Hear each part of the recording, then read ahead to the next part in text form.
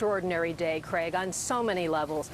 This is where I come to work every day, and today it was a different place. There are lots of highs around here on inaugurations or the visits of dignitaries from around the world, but this really was a singular moment.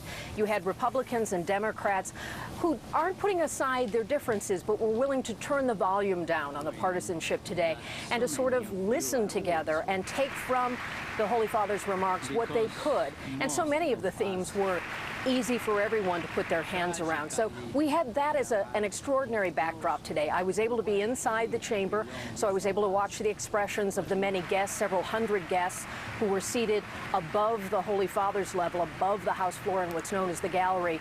Watching their expressions was particularly moving today. This was a day when in the House floor there were some tears shed, and they had nothing to do with politics. They were simply the emotions of people recognizing they were in the close presence of this global figure who means so much not only to Catholics, but as a moral leader for many around our country and around the world. So it was extraordinary in every way. I caught myself a few times not taking notes or not, I used the little binoculars to try to see expressions, just being taken over with just the wow of that moment. And I heard it from others around me too. Chris Christie was seated to my right, a row back. Dr. Ben Carson was to my left and a couple of rows back, and I had a chance to speak to each of them. Of course, they're on the presidential trail. They are, elbowing every day in the rough and tumble world of politics, and both talked about having this moment to pause and to listen and to reflect on faith and what it means to people. Christie, a Catholic, Dr. Ben Carson, and a Seventh-day Adventist. And they were putting aside some of the, harsher tones of political life for this time today.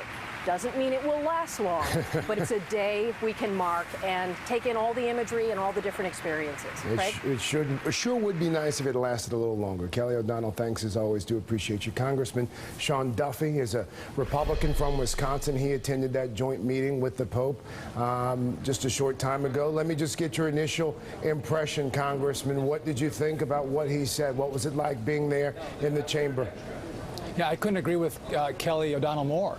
You had Republicans and Democrats who, disagree on a lot of issues, who came together and listened to the leader of the Catholic Church, the pastor of the church, give a message. And it was a message that could resonate with everybody and maybe be a little offensive to everybody. We were able to talk about the environment and immigration, life, and traditional families. I thought the Pope did a nice job of being a pastor as he addressed everyone. And I thought members of Congress did a really nice job of not trying to politicize it. They applauded when I thought appropriate, and I thought were very respectful to the Pope and the Holy See. Congressman, he also talked about abolishing the death penalty and focusing more on climate change, calling on you and your colleagues to do more to address climate change. What's been the reaction from your colleagues? What's your reaction to what Pope Francis said about those two things specifically? So I would tell you that, for me, a guy in Wisconsin, I love the outdoors. I love our forests. I love clean air. I love clean water. And to preserve our environment for future generations, I absolutely agree with the Pope. In regard to the death penalty, I'm a pro-life guy, whether we're talking about the abortion issue or we're talking about the death penalty. But Craig, I think it's important when you talk about the church to understand there's a different message for different issues. So when you talk about life and marriage, that is doctrine of the church, and faithful Catholics can't disagree with the Pope on those teachings. Then there's other issues like which are called prudential judgment, where the Pope can have an opinion, like on climate change and on immigration, where Catholics do have the freedom to disagree, though we take what the Pope says very seriously. So there's a hierarchy in regard to the importance of the issues that the Pope talks about when we look at the doctrine of the Church.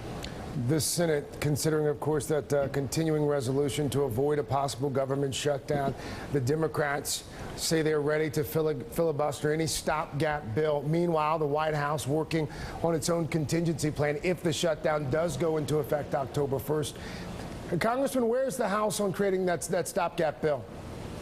So, we're working through what we do moving forward. A clear plan hasn't been developed, but I'll say this, that you have Planned Parenthood that is harvesting and selling body parts, that's the lead provider of abortion, that we have legislation that says, if you're a late-term abortion, where actually the babies can feel pain and can survive outside the womb, I think after the Pope's visit, as he's talking about these very issues that are the doctrine of the church.